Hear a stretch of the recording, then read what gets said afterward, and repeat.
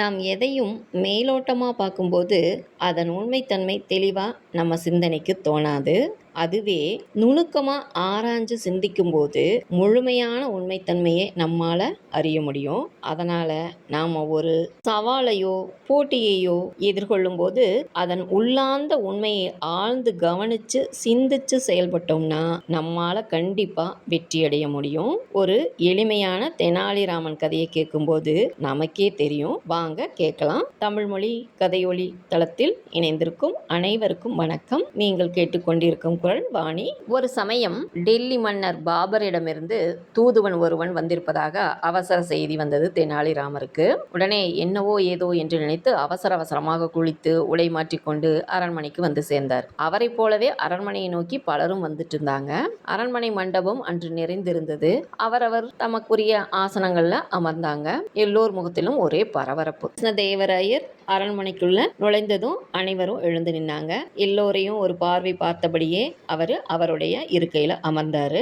அரசே, டெல்லி மன்னரிடமிருந்து ஏதோ தகவல் வந்துள்ளதாக கேள்விப்பட்டோம் என்றார் ஒரு அமைச்சர். உடனே அரசர், அமைச்சரே, பிரதானிகளே, தளபதியாரே, உங்கள் அனைவருக்கும் இருக்கும் பரபரப்பை நான் அறிவேன். சமீபத்தில் டெல்லியை பாபர் என்ற முகலாய மன்னர் கைப்பற்றியுள்ளார். அவர் அடுத்தபடியாக மேலும் தெற்கு நோக்கி வரலாமோ என்று பயப்பட்ட பல நாடுகளும் பாதுகாப்பு ஏற்பாடுகளை செய்தன. ஆனால் நாம் டெல்லியை வென்றுவிட்டதால் பாரதம் முழுவதையும் வென்றுவிட முடியும் என்று எண்ண வேண்டாம். தெற்கே வந்தால் கடும் விளைவுகளை எதிர்கொள்ள வேண்டியிருக்கும் என்று நாம் எச்சரிக்கை ஒன்று செய்தோம். இதற்கு பாபரிடமிருந்து தான் டெல்லியை தாண்டி வரப்போவதில்லை என்று பதில் வந்தது. ஆகவே நீங்கள் பயப்பட வேண்டாம். படையெடுப்பு, போர் என்று எதுவும் இப்போதைக்கு இல்லை என்றார் அரசர். அப்பாடா என்ற பெருமூச்சு அவையில் இருந்தோரிடமிருந்து எழுந்தது. ஆனால் அரசர் உடனே, அதற்காக சந்தோஷப்பட்டு விட வேண்டாம், அதைவிட பெரிய சோதனை இது என்றார். அமைச்சர்கள், என்ன வேண்டுமாம் பாபருக்கு என்று பயம் கலந்த குரலில் கேட்டனர். அரசர் சொல்லத் தொடங்கினார். போர், படையெடுப்பு என்றால் நாம் பயப்பட வேண்டியதே இல்லை. நாம் காணாத யுத்தமா? அதை சந்திக்க நம்மிடம் இல்லாத வீரர்களா? ஆனால் இது அதுவல்ல. நம் அறிவுக்கு அல்லவா பாபர் சோதனை வைத்துள்ளார் என்றார் அரசர். எப்படி என்றான் ஒருவர். பாபர் ஒரு ஓலை அனுப்பியுள்ளார். அதில் தாம் எல்லா நாடுகளுடனும் நட்பை விரும்புவதாகவும், குறிப்பாக விஜயநகரத்துடன் நேசமுடன் இருக்க எண்ணுவதாகவும் கூறி பரிசுகள் அனுப்பியுள்ளார். மேலும் அவர் கூறியிருப்பது என்னவென்றால், தென்னாட்டவர் பெரும் அறிவாளிகள் என்று கேள்விப்பட்டுள்ளேன். ஆகவே எனக்கு தங்களின் அன்பு பரிசாக குடப்பூசணி, நடைக்கீரை, குழிக்கிணறு 3 அனுப்பி வையுங்கள் என்று எழுதியிருக்கிறார் பாபர் என்றார் அரசர். என்ன என்று அனைவரும் விழித்தனர். குடப்பூசணி, நடைக்கீரை, குழிக்கிணறு, இதையெல்லாம் கேள்விப்பட்டதே இல்லையே என்றார்கள். உடனே அரசர், நானும் தான் கேள்விப்பட்டதில்லை. பாபர் நம் வீரத்தை சோதிக்கவில்லை, ஆனால் நம் அறிவை சோதிக்கிறார். என்ன சொல்கிறீர்கள்?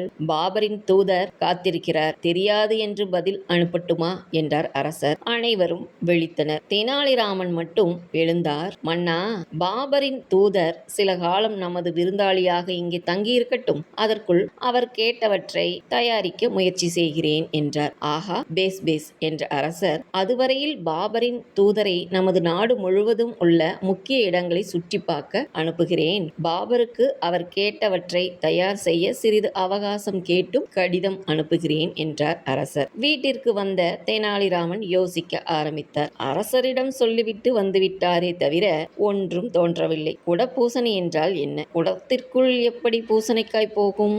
அப்படி போவதானால் அது நசுங்கி விடுமே. சரி, நடைக்கீரை என்றால் என்ன? கீரை எப்படி நகரும்? அது நடக்காதே. அது ஒரே இடத்தில் தானே இருக்கும். எல்லாம் சரி. குழிக்கிணறு என்றால் என்ன? கிணறு என்பதே குழியாகத்தானே இருக்கும். அதுவும் இல்லாமல் கிணற்றை எப்படி பெயர்த்தெடுத்து தண்ணீருடன் அனுப்புவது? இவையெல்லாம் சிந்தித்து இரவெல்லாம் தூங்காமல் விழித்திருந்தார் தெனாலிராமர். யோசித்துக் கொண்டே இருந்தார். அதிகாலை திடீரென அவர் மனதில் ஒரு யோசனை தோன்றியது. அதுதான் சரி என்று முடிவு செய்தவர் மளமளவென்று செயல்பட ஆரம்பித்தார். வாய் குறுகிய பெரிய குடம் ஒன்றை வாங்கியவர் அதில் பாதி அளவு மணலை நிரப்பி அத்துடன் சாம்பலும் உரமும் கலந்தார். அதில் நீர் ஊற்றி ஈரமாக்கினார். ஒரு பூசணி விதையையும் அதனுள் நட்டார். கொஞ்ச நாளில் விதை முளைத்து கொடி வளரவும் ஆரம்பித்தது. குடத்துக்குள்ளே சுருண்டு வளர்ந்த கொடி வெளியிலும் வந்துவிட்டது. பிஞ்சு காய் சிறிது பருத்ததும் கொடியை குடத்துக்குள் போகும்படி இழுத்தார். உள்ளே போன பிஞ்சு பெரிதாக காய்த்து குடம் முழுவதையும் அடைத்து கொண்டது. ஆஹா, குடப்பூசணிக்காய் தயாராகிவிட்டது.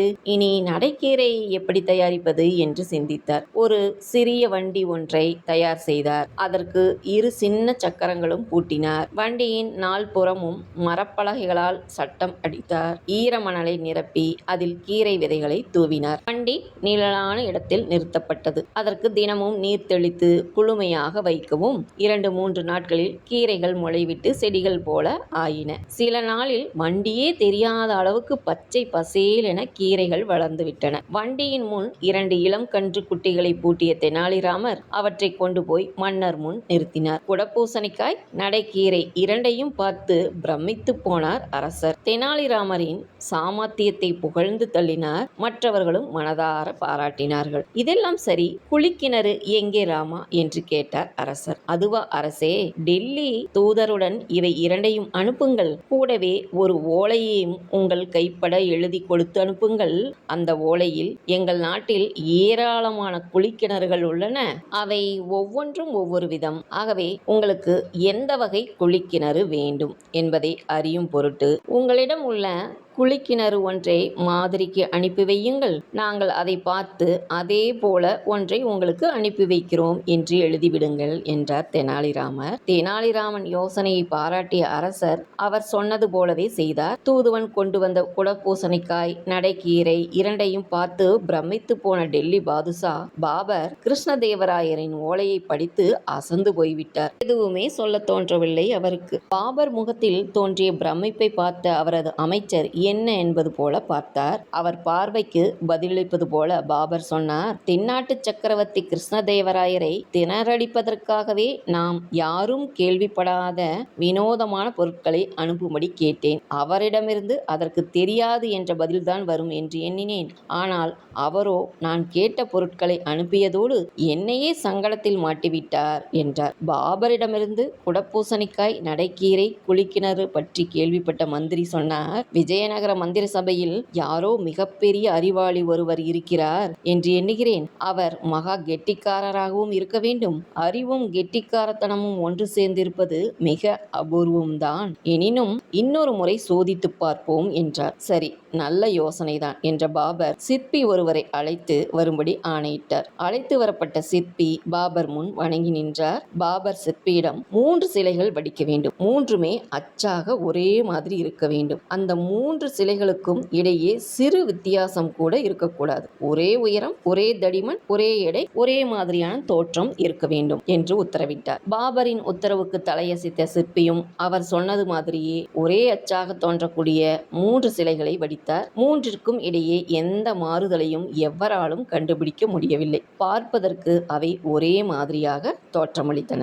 சில நாட்களில் பாபரிடமிருந்து ஒரு தூதுவர் 3 சிலைகளையும் கூடவே ஒரு ஓலையையும் கொண்டு வந்து கிருஷ்ணதேவராய அரசரின் அரசவையில் சிலையை வைத்துவிட்டு அத்துடன் பாபர் தந்ததாக ஒரு ஓலையையும் கொடுத்தார். ஓலையில் இவ்வாறு எழுதப்பட்டிருந்தது, என் படையின் முக்கியமான 3 போர் வீரர்கள் இவர்கள். இவர்களில் யார் உயர்ந்தவர், யார் நடுத்தரமானவர், யார் மிக தாழ்ந்தவர் என்று பரிசீலிக்குமாறு கேட்டுக்கொள்கிறேன் என்று எழுதியிருந்தது.